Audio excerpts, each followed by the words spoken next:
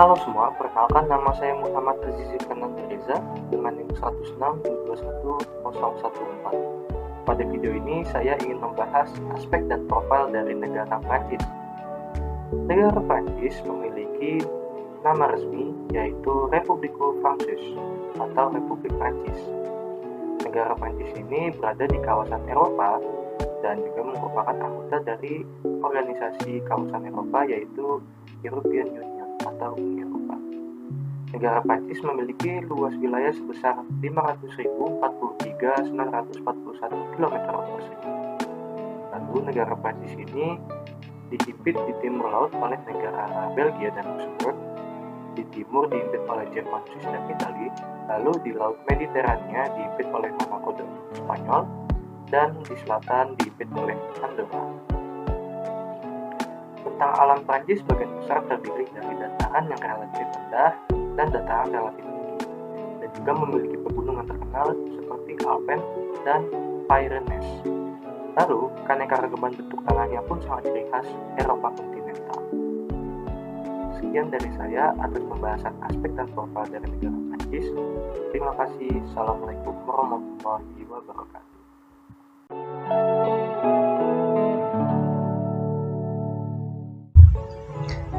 Dalam sejarah Prancis, Republik pertama Prancis secara resmi didirikan pada tanggal 21 September 1792. Republik pertama ini berlangsung hingga deklarasi kekaisaran pertama pada 18 Mei 1804 di bawah Napoleon Bonaparte.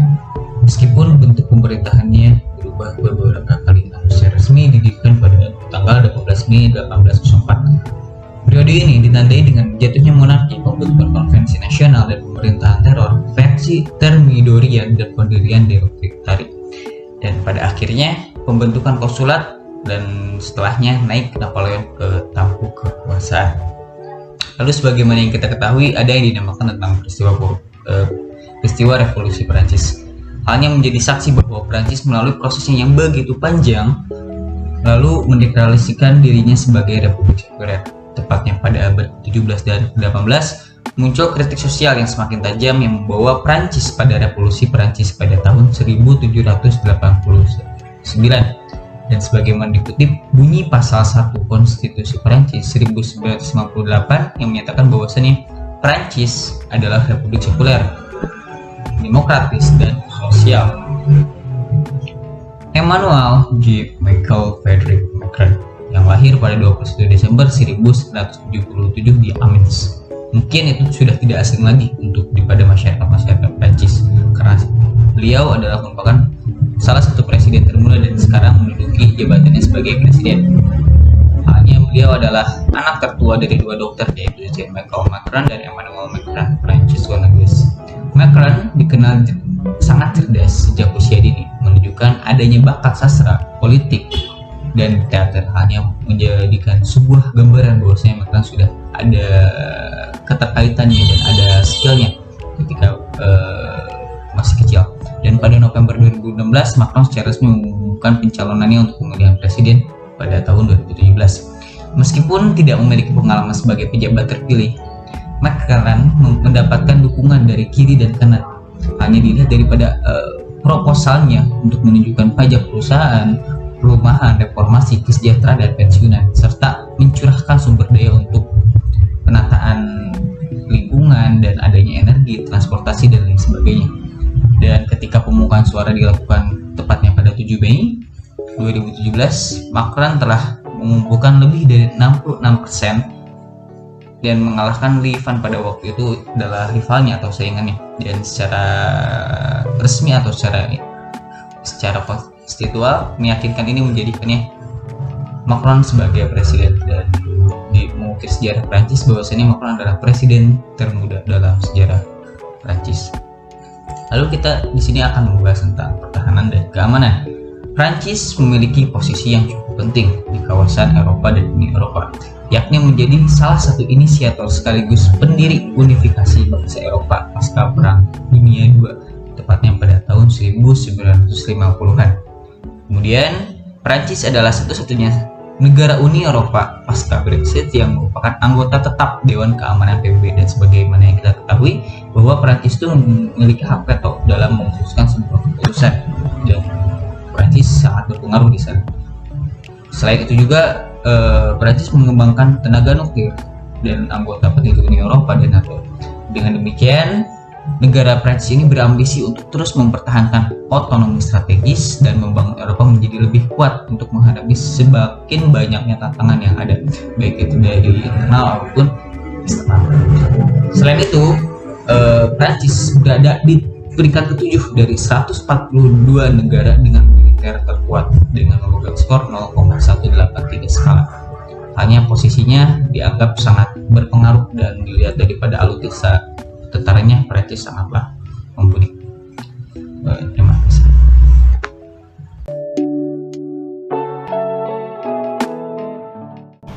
Baik, saya Javier.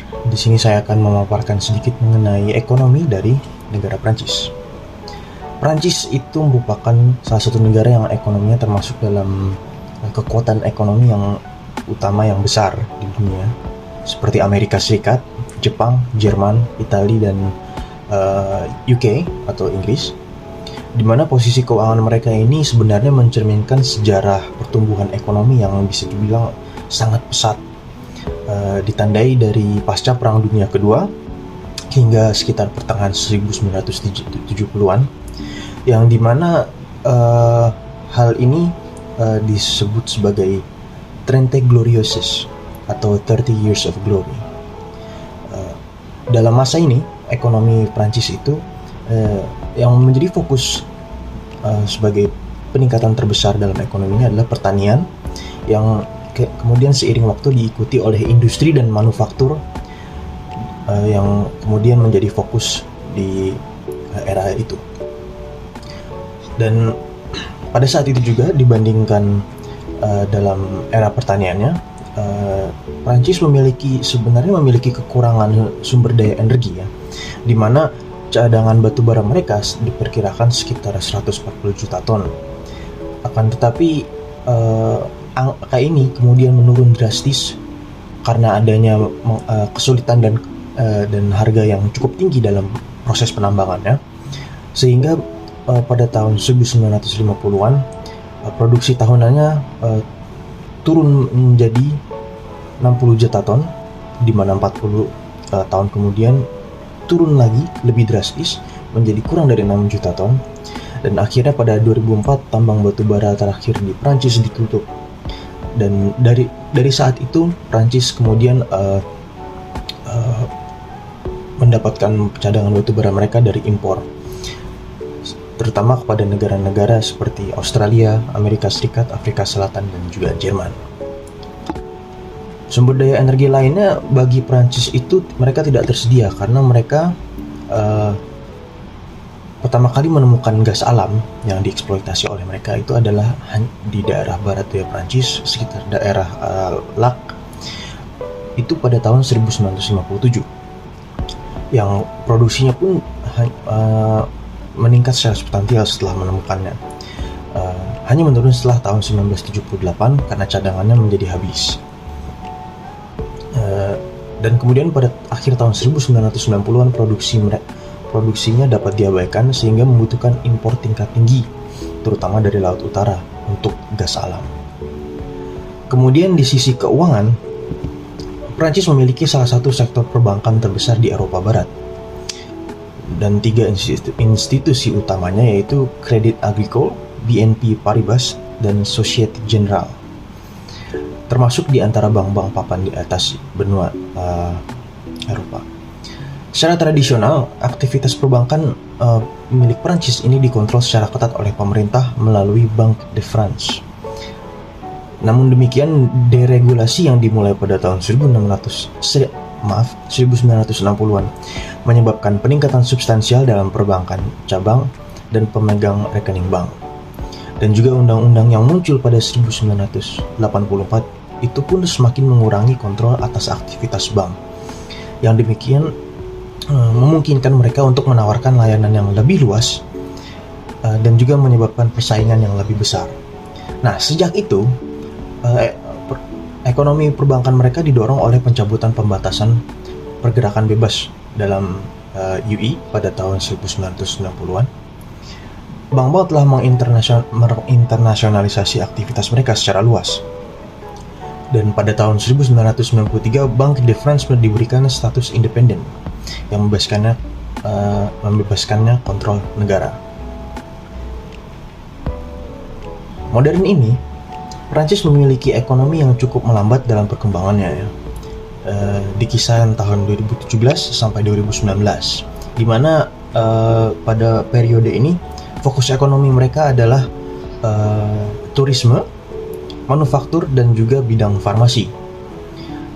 Tapi kemudian seperti mayoritas negara di dunia, ekonomi Prancis ini mengalami penurunan yang sangat drastis di tahun 2020 karena dampak dari COVID-19, dan kemudian ekonomi mereka mengalami rebound dari tahun 2021 sampai sekarang. Sekian, terima kasih.